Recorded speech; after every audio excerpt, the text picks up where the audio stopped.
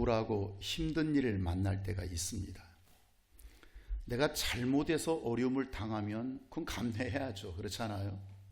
그건 뭐 고생할 수밖에 없는 거죠. 그러나 나의 실수가 없음에도 불구하고, 나의 잘못이 없음에도 불구하고 만나는 그 억울함이라고 하는 것은 굉장히 큽니다. 누가 나의 억울함과 답답을 알아주랴? 알아줄 자가 없죠. 세상은 이익이 없으면 침묵해버립니다. 정이고 그런 말을 하기는 하지만 소수이고, 정치 이익이 없으면 침묵해버리면 그만입니다. 이웃이라고 하는 것은 그래도 조금 낫죠.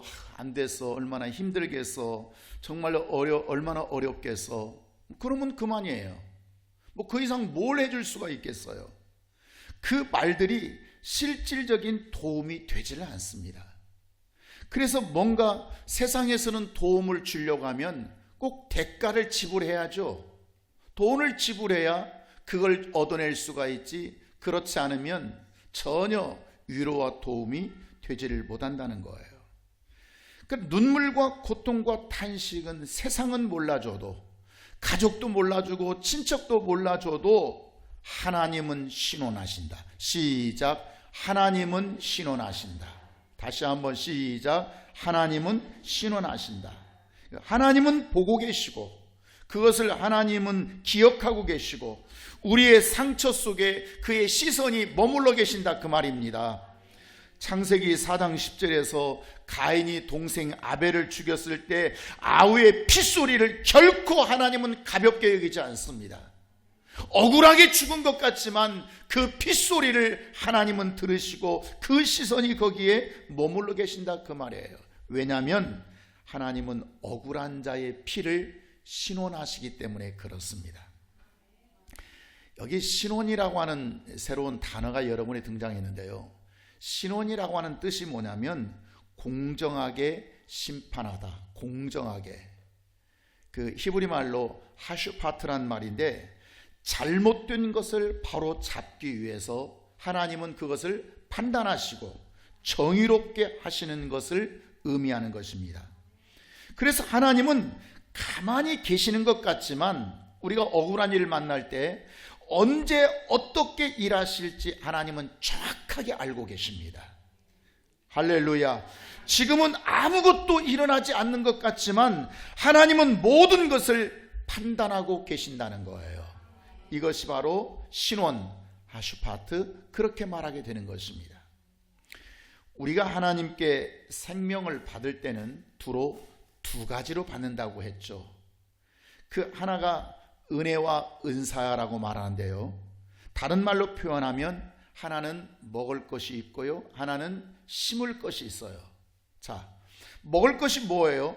내가 살기 위해서 필요한 것을 주시는 것, 먹을 것, 입을 것, 살 것, 물질, 건강, 이건 다 내 생존을 위해서 필요한 것이잖아요. 내가 먹는 것이거든요. 내가 그걸 먹고 사는 것이거든요. 이 먹을 것이 있어요. 또 하나는 심을 것이 있다고 했죠. 심을 것. 그래서 우리에게 맡겨준 직분을 통해서 생명 주는데 필요한, 남에게, 나를 위해서가 아니라 남에게, 이웃에게, 형제에게 생명 주기 위해서 필요한 물질, 재능, 달란트, 능력, 이런 것들을 공급받는 것을 우리가 두 번째 생명, 그래 먹을 것과 심을 것. 먹을 것은 나를 위한 것이고 심을 것은 타인을 위해서, 내가 누군가를 위해서 사랑하고 생명 주기 위해서 필요한 것이 있다, 이것을 수없이 말씀을 드렸습니다.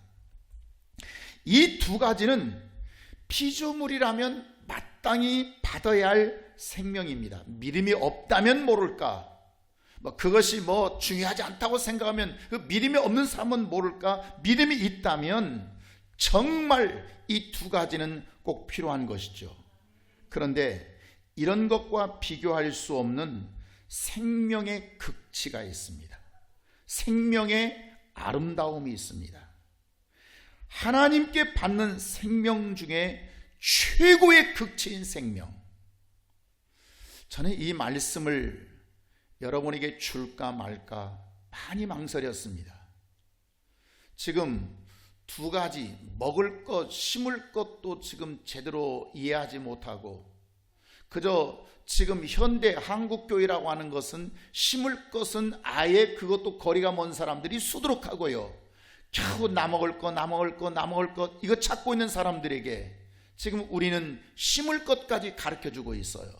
그런데 세 번째 이 생명을 더 놔둘까, 전해줄까?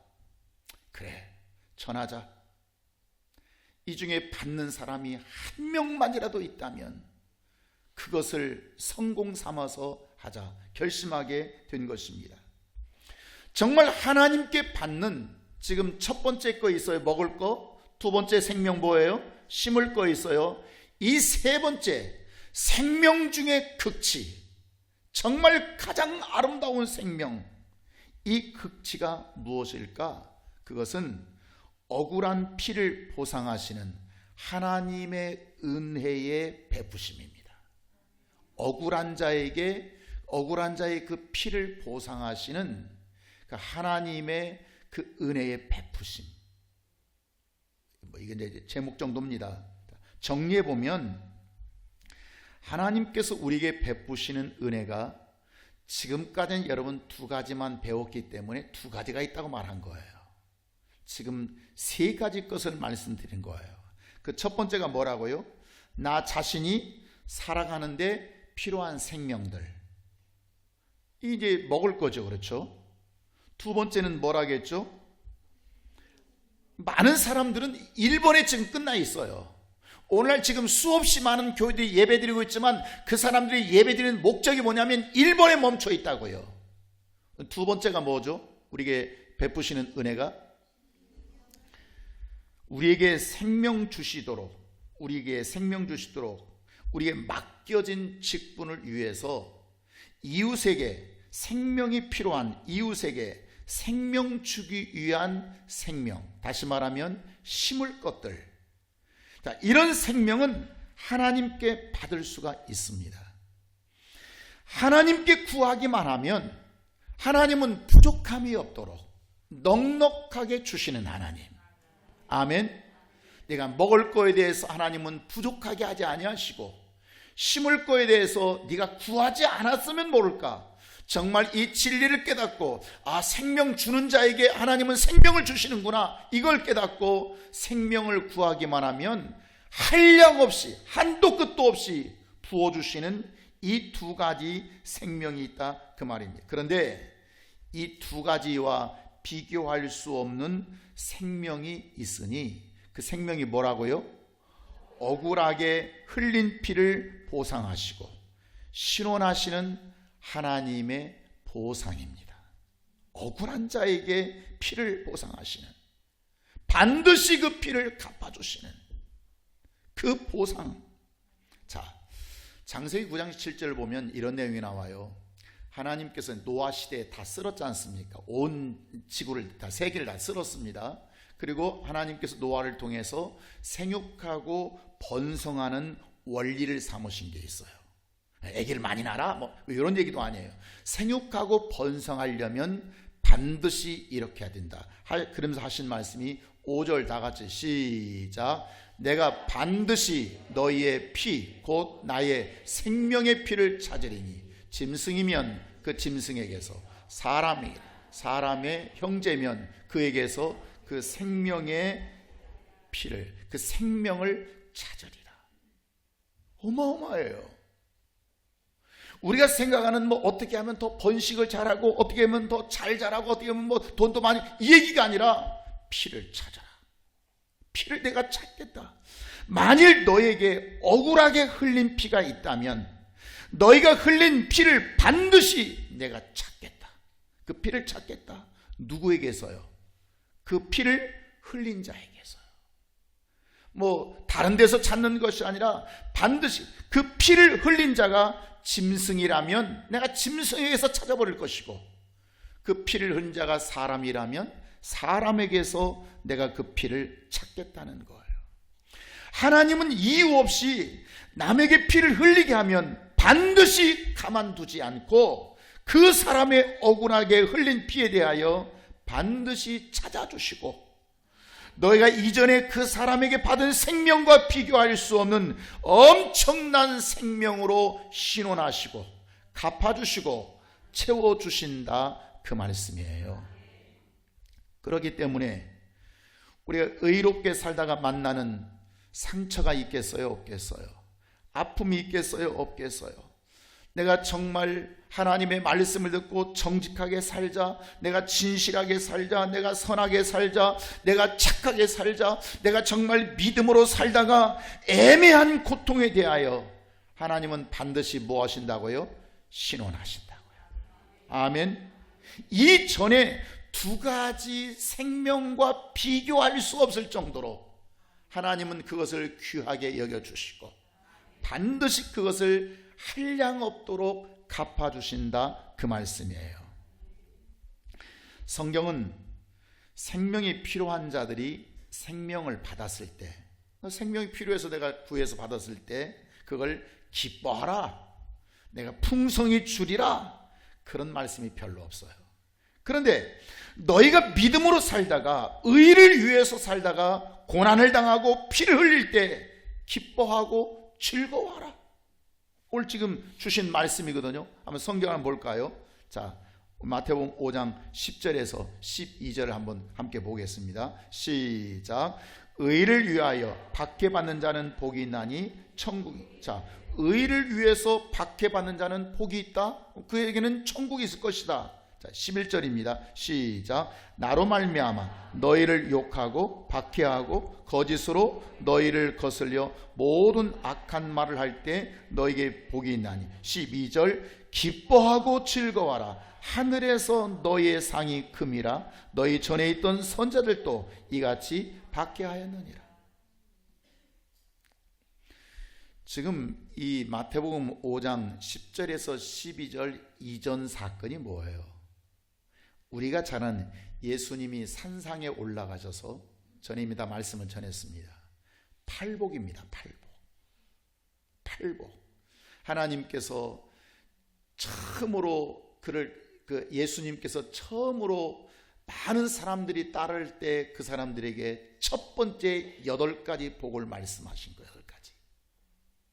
그게 지금 3절부터 어떻게 말씀 시작하죠? 우리 같이 한번 팔복을 한번 같이 읽어본들, 여기까지는 못한다고 할지라도 나쁘겠습니까? 자, 팔복을 지금부터 함께 합니다. 자, 1복 첫 번째, 시작. 심령이 가난한 자는 복이 있나니 천국이. 두 번째, 그들이 위로받을 것이요. 세 번째 복, 온유한 자는 복이 있나니 그들이 땅을 기업으로 받을 것이요. 네 번째 복, 의에 줄이고 목마른 자는 복이 있나니 그들이 배부를 것이요. 다섯 번째 복, 긍휼히 여긴 자는 복이 있나니 그들이 긍휼히 여김을 받을 것이요. 여섯 번째, 마음이 청결한 자는 복이 있나니 그들이 하나님을 볼 것이요. 일곱 번째, 화평케 하는 자는 복이 있나니 그들이 하나님의 아들이라 일컬음을 받을 것이요. 여덟 번째, 의에 위하여 박해받는 자는 복이 있나니 천국이 저들의 것입니다. 아멘. 지금 몇 가지 복을 말씀해 주셨어요? 8가지. 사람들은 복하면 팔복은 잘 알고 있습니다.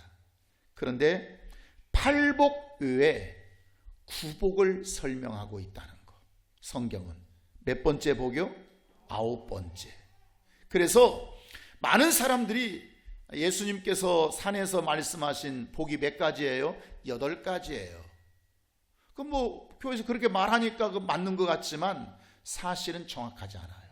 몇 복이에요? 9가지 복이 있어요.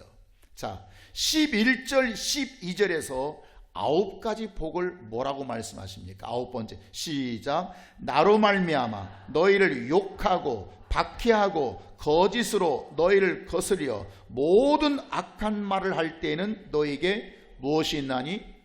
복이 있나니. 9번째가 등장하고 있어요. 복이 있나니.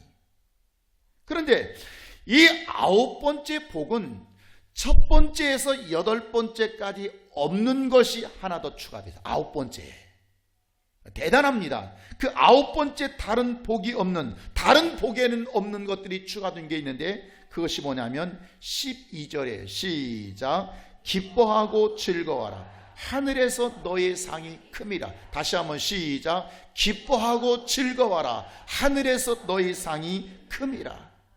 모든 사람들은 다 생명이 필요한 줄 압니다. 예수 안 믿는 사람도 생명이 필요한 줄 압니다. 그래서 어떻게 하면 생명을 얻을 수 있을까 해서 그들이 신을 찾죠.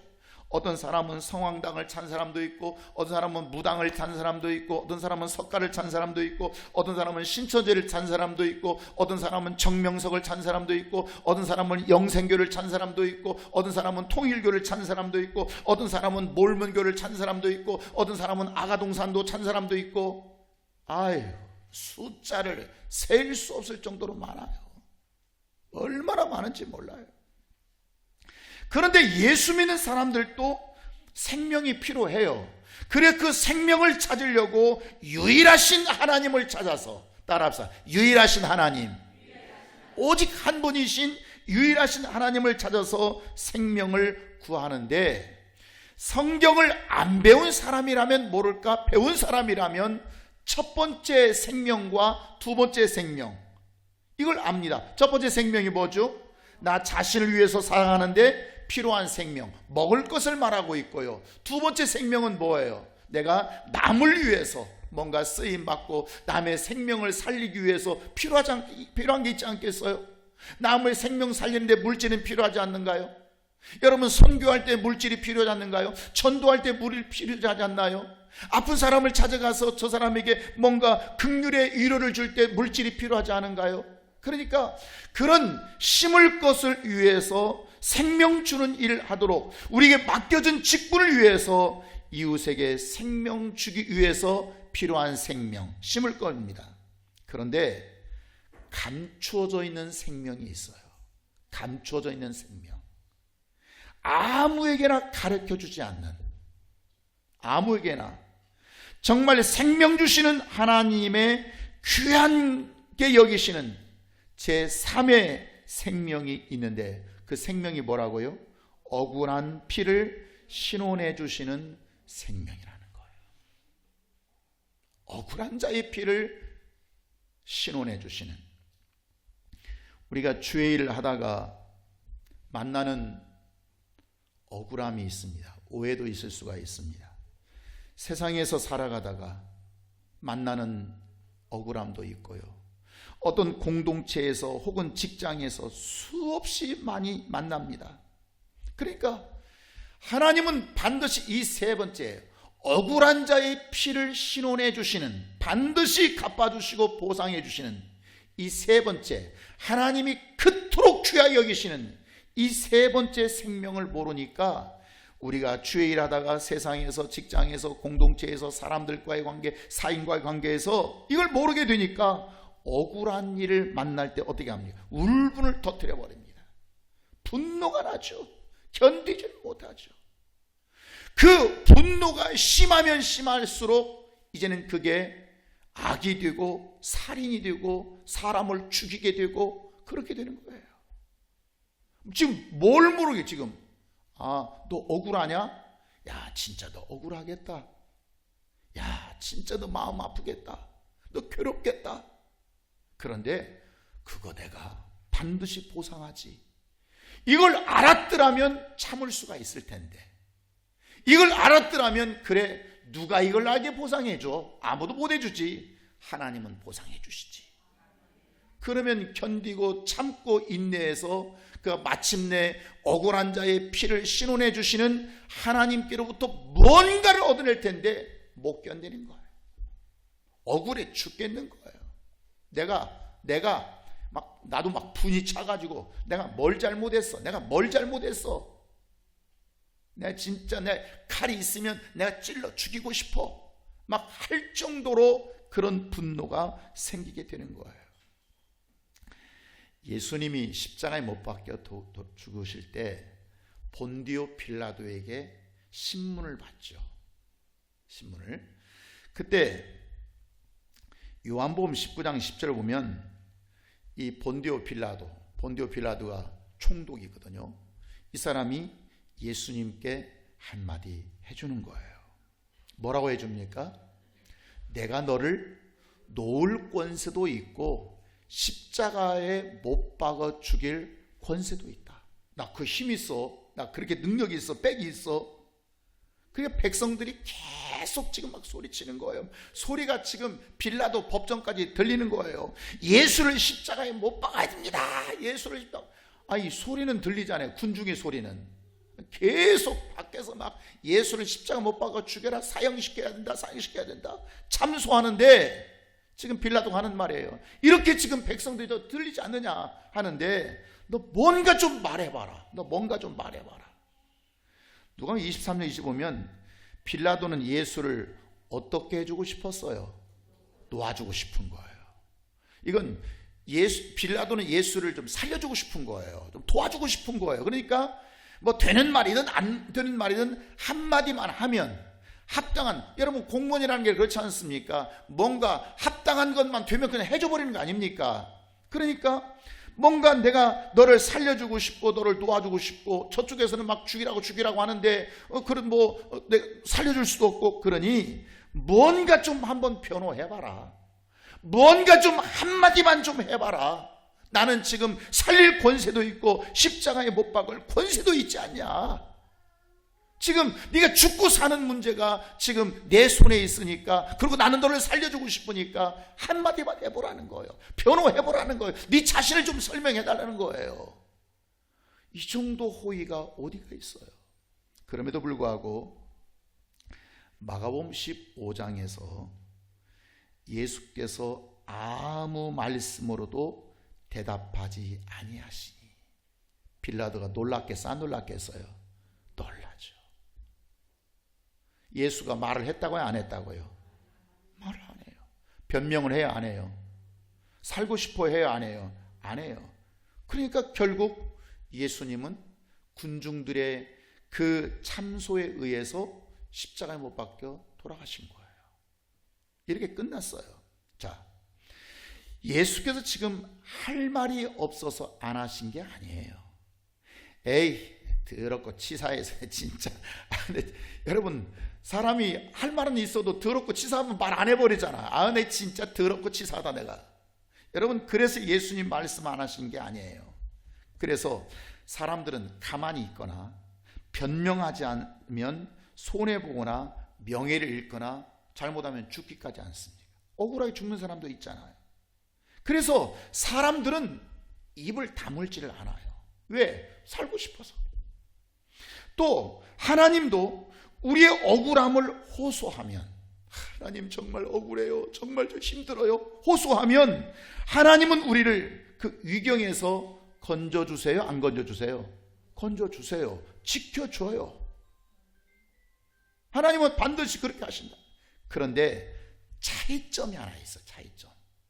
그 차이점이 뭐냐면 신원해 주시는 보상이 없다는 거. 신원해 주시는 신원의 보상이 없다는 거. 이해하시겠습니까?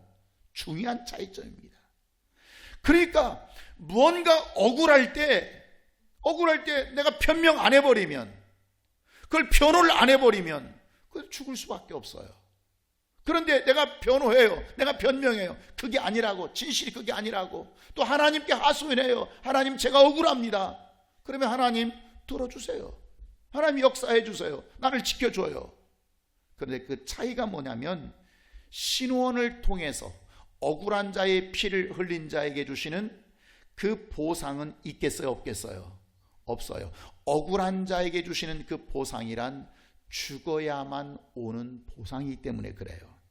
그러니까 변명할, 피할 길을 하나님은 주십니다. 우리에게 건져주십니다. 그러나 의를 위해서 억울하게 생명을 빼앗긴 자에게 주시는 보상은 없다, 그 말이에요. 그 보상이 뭐냐면 영생입니다. 그 보상이 뭘로 온다고요? 영생으로 오고. 이건 영생이란 부활할 수 있는 절대 원리, 죽어야만 부활할 수 있는 절대 원리가 여러분 여기에 있는 것입니다. 그러니까 죽지 못하는 자는 결코 부활이라고 하는 것이 존재할 수 없는 거죠. 예수는 왜 말해보시오, 변호해보시오, 당신 설명해보시오. 나는 살릴 권세도 있고 죽일 권세도 있습니다. 내 마음은 당신 살려주고 싶습니다. 한번 해보시오. 저 군중 소리가 들리지 않소? 그래도 예수님은 한마디 안 하시는 거예요. 그 의도가 뭐겠어요? 살고 싶어서 죽고 싶어서요. 살고 싶어서 죽고 싶어서. 죽고 싶어서 그래요. 죽고 싶어서. 그러면 예수님이 죽으시려고 했던 중요한 이유가 뭐였겠어요? 뭘 알고 계셨기 때문에? 죽어야 영생한다. 죽어야 부활한다고 하는, 그래서 주님은 부활하시게 되는 것입니다. 사람들이 죽게 생겼을 때 살려달라고 하면 나를 살려주시고 생명 주시는 하나님을 잘 압니다. 많은 교회에서 이 정도는 가르쳐 줍니다. 힘드냐, 어려우냐, 억울하냐, 그러면 하나님께 구하라. 그 하나님은 너를 아시고 너를 도와주신다. 이 정도는 말씀 많이 듣고 있습니다. 그런데 제 세 번째 생명, 제 3의 생명, 먹을 것과 심을 것과 비교할 수 없는 다른 생명이 있다고 하는 건 잘 모릅니다. 그러니 9번째 복이 너무너무 귀함에도 불구하고 9번째 복은 복으로 들어가지 않더라고 말이에요. 사명 감당하다가, 직분 감당하다가, 주를 위해서 충성하다가, 내가 누군가를 사랑하다가 억울하게 박해를 만났을 때 여러분 공격하지 말고, 그걸 뭐 그게 아니고 저건 저게 아니라고 변명하지 말고 대들지 말고, 억울하게 피를 흘렸을 때 어떻게 하라고요? 기뻐하고 즐거워하라. 너희 상이 하늘에서 크다는 거예요. 여러분 가정에서 때론 남편에게, 예수 믿지 않는 남편에게 예수 믿는 아내가 어떤 억울하게 일을 만났을 때, 형제들에게 너 예수 믿는, 그 따위로 예수 믿냐? 야 그게 예수 믿는 거냐? 하나님이 그렇게 가르치던, 그렇게 핍박과 조롱을 만날 때 그 변명하지 말고, 공격하지 말고, 대드지 말고 억울하게 흘리는 피를 흘리라는 거예요. 우리가 교회 신앙생활하면서 또 교회 생활에 얼마나 이런 문제들이 많아요. 얼마나. 여러분 사람이 다 알고 하지는 못합니다. 모르고 할 때도 있습니다. 그러면 상대방 입장에서는 그 일에 대해서 억울하게 해서 억울하지 않겠어요? 억울하다 그 말이에요. 그때 그걸 어떻게 하라고요? 공격하지 말라고요. 당을 지어서 말이야 아무개 그랬는데 내가 그랬는데 저랬는데 그러지 말라는 거예요. 왜냐? 억울하게 흘린 피가 있을 때 그것을 기뻐하고 즐거워하라. 하늘에서 너의 상이 크다. 아멘. 이게 세 번째 주시는 생명인데 이 생명의 커트라인 앞에 다 넘어져 있습니다. 열왕기상 21장에 보면 나봇의 포도원 이야기가 나옵니다. 21장을 다 설명할 수 없지만 내용의 핵심이 이런 내용입니다. 이스라엘 사람에게 나봇이라는 사람이 있었는데, 이 나봇이라는 사람에게 아주 조상 때부터 내려온 포도원을 하나 갖고 있었어요. 근데 이 포도원이 왕궁에서, 아방의 왕궁에서 보면 저 앞에 보이는데 너무 좋게 보이는 거예요. 그러니까 아방이 욕심이 났습니다. 저거 한번 갖고 싶은데, 야 저기다가 좀 채소도 심고 야채도 심고, 우리 식으로 하면 텃밭 같은 건가요? 왕궁 텃밭이니까 만만치 않은 거예요. 이걸 삼고 싶은 거예요. 그러니까 그 주인 나봇에게 얘기를 했죠. 내가 정말 이거 좀 내가 쓰고 싶다. 왕이 쓰고 싶다. 그러니까 필요하면 내가 다른 포도원으로 땅을 대토해 줄 수도 있고, 아니면 돈으로 내가 계산을 해주겠다. 그러니 그 포도원을 좀 나에게 넘겨라. 여기까지는 굉장히 대화가 합리적이에요, 비합리적이에요? 합리적이에요. 정상적이잖아요. 그런데 사람이 사는데요, 돈으로 해결할 수 있는 것이 있고 돈으로 해결할 수 없는 것들이 있어요. 그 뭐냐면 나봇의 왕에게 뭐라고 하면, 그 포도원은 우리 조상들이 내게 주신 것입니다. 조상들. 원래 이스라엘은 토지 매매 금지예요. 왜 그러냐면 내가 토지라고 하는 것은 조상에게 다 물려받은 거예요. 또 그러니까 내가 토지가 많다고 하는 건 조상에게 많이 물려받고, 내가 토지가 적다는 것은 조상에게 조금 물려받은 거예요. 그러면 조상이 토지가 많고 적다고 하는 것은 뭐에 관계면 믿음과 관계되어 있어요. 그들이 믿음이 좋은 사람들에게는 토지를 많이 분배해 줬고요, 믿음이 적은 사람에게는 토지를 조금 분배해 준 거예요. 그러니까 뭔가 토지를 지금 유산받는다고 하는 것은 단순한 토지, 부동산이 아니라 그들에게는 신앙을 물려받는 거예요. 그러니까 그 나봇이라는 그 포도원 주인이 이거 우리 조상에게 물려받은 겁니다, 다 알 거 아닙니까? 이스라엘 백성이라면 왕도 뭐고 다. 그리고 지금 이렇게 내가 만약에 돈을 받고 준다 합시다. 그건 여호와께서 금하실 겁니다. 금하신 일입니다. 여러분, 돈으로 해결할 수 있는 게 없는 게 있어요. 만약에 제가 윤 씨인데, 여러분 김씨 참 좋잖아요. 그러니까 어떤 분이 내가 1,000만 원 줄 테니까 그냥 김씨로 넘어와 그러면 1,000만 원 받고 김씨로 넘어가겠어요? 그거 못하는 거 아닙니까? 내가 1,000만 원이 아무리 급하고 귀하다고 할지라도 내가 윤 씨는 윤 씨이지, 그럼 1,000만 원이 필요해서 그럼 윤 씨를 그냥 김 씨로 바꿨다가 또 어느 사람 또 박 씨가 또 20만 원 바꾸고 나가면 또 바꾸었다가, 여러분 그럴 수 없는 것들이 이 세상에 많다 그 말이에요. 그러니까 어떻게 하냐면 불량자 두 사람을 증인으로 세웁니다. 불량한 사람. 그래가지고 왕이, 이 나봇이 하나님과 왕을 저주한다라고 모함을 시켰어요. 불량한 사람들은 뭔 짓을 못하겠어요? 그래가지고 돌로 쳐 죽여버렸어요. 그러니까 포도원 주인이 없어진 거예요. 조상의 유산은 사고 파는 것이 아닙니다. 정신이라고 하는 건 사고 파는 게 아닙니다.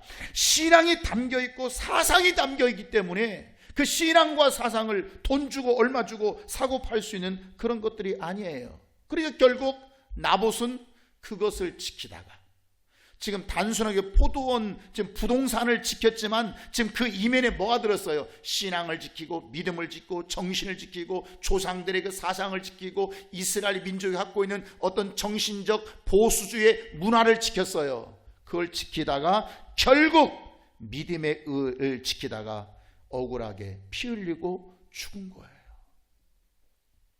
하나님은 이 일을 어떻게 처리하십니까?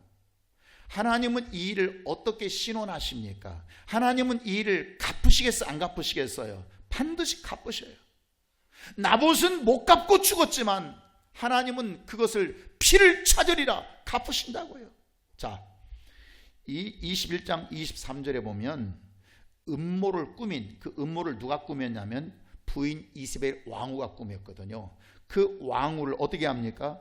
개들이 이세벨을 먹을지다. 개들이.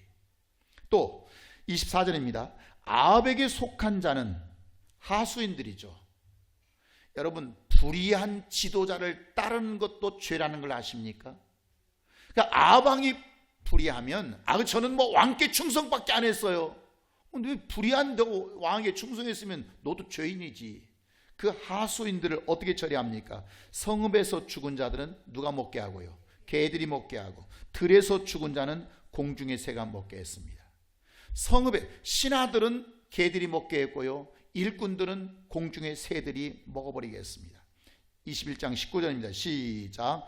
여호와의 말씀이 개들이 나봇의 피를 핥은 곳에서, 개들이 내 피 곧 내 몸의 피도 나봇의 피를 핥은 곳, 그 장소, 그 억울한 장소, 그 억울하게 고통받는 그곳에서 개들이 네 피도 핥을 것이다. 아합 왕의 죄를 집행해 버리시는 하나님이십니다. 아합의 죄를 신원하시는, 반드시 갚아버리시는 하나님이라는 것. 그래서 창세기 9장 5절에 하신 말씀이 뭐예요? 내가 반드시 너의 피 곧 너의 생명의 피를 찾으리니, 짐승이면 내가 짐승에게서 찾겠다, 사람이면 사람에게서 그 생명의 피를 찾겠다, 이렇게 말씀하시는 거예요. 함부로 사람을 미워하지 마십시오. 함부로. 그래서 그에게 억울한 일이 생기도록 하지 마십시오. 함부로 내 기분 따라서, 내 감정 따라서, 내 판단 따라서 죽이지 마십시오. 나하고 안 맞으면 그 사람 믿음이고, 나하고 안 맞으면 믿음이 없는 겁니까?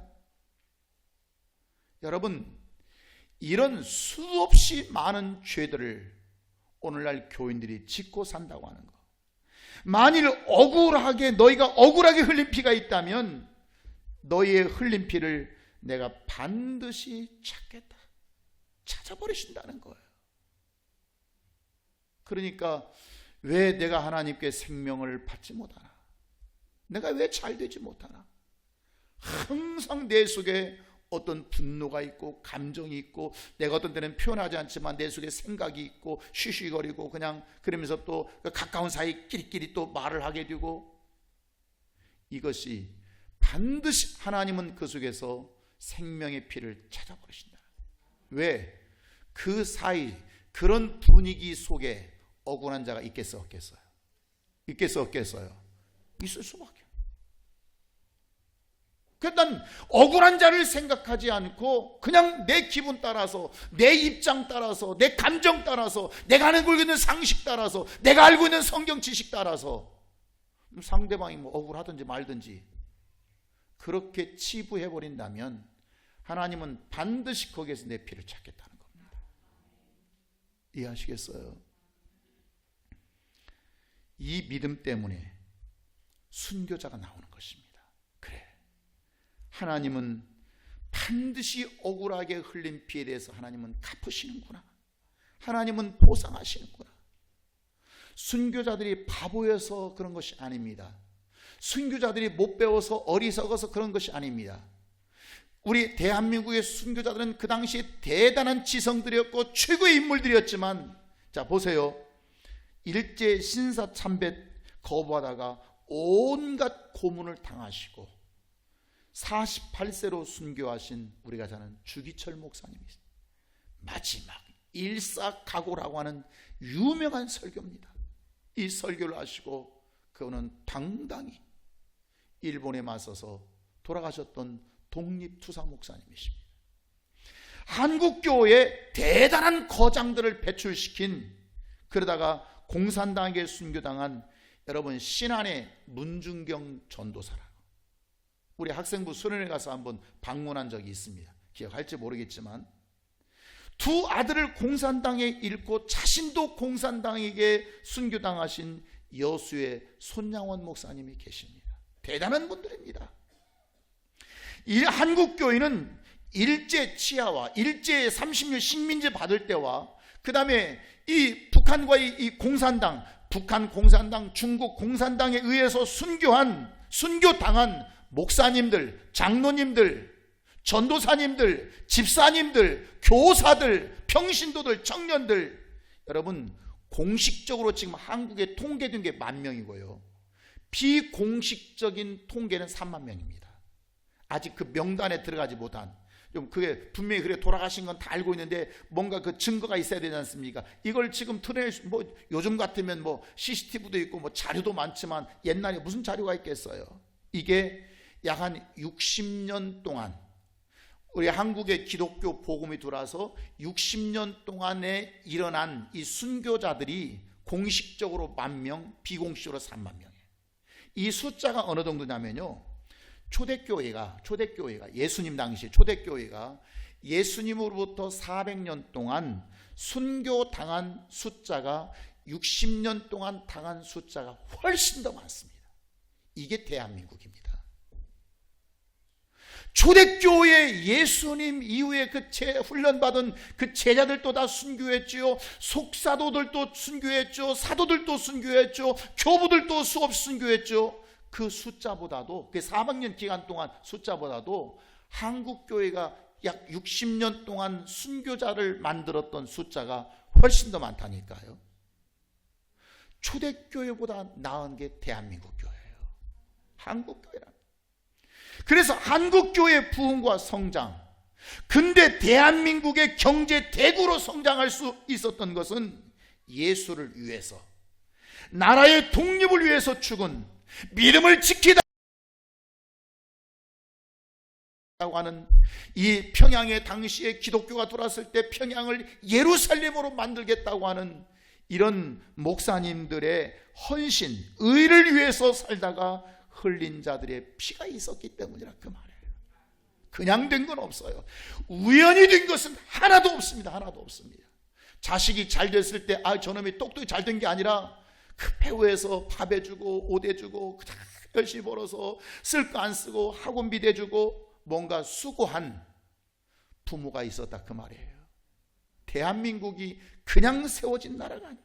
오늘날 입만 무성한 그리스도인들, 오늘날 그저 입만 무성한 정치인들, 입만 무성한 이 사회, 실질적으로 믿음을 위해서 자신을 드릴 수 있는 사람을 하나님이 찾고 계신데 그냥 껍데기만 화려하고 그리고 그런 삶을 사는 자에게 여러분 두려움이 있겠습니까? 없습니다. 왜냐하면 하나님은 기뻐하고 즐거워하라. 너희가 나로 인하여 고난을 받고 핍박을 받고 욕을 당하고 고통을 당할 때 기뻐하고 즐거워하라. 하늘에서 너희의 상이 큼이라. 이 세 번째 생명, 이걸 얻을 수 있는 자라면 여러분은 대단한 성장을 지금 달려가고 있는 자라고 하는 것을 기억하시기를 바랍니다. 기도하겠습니다.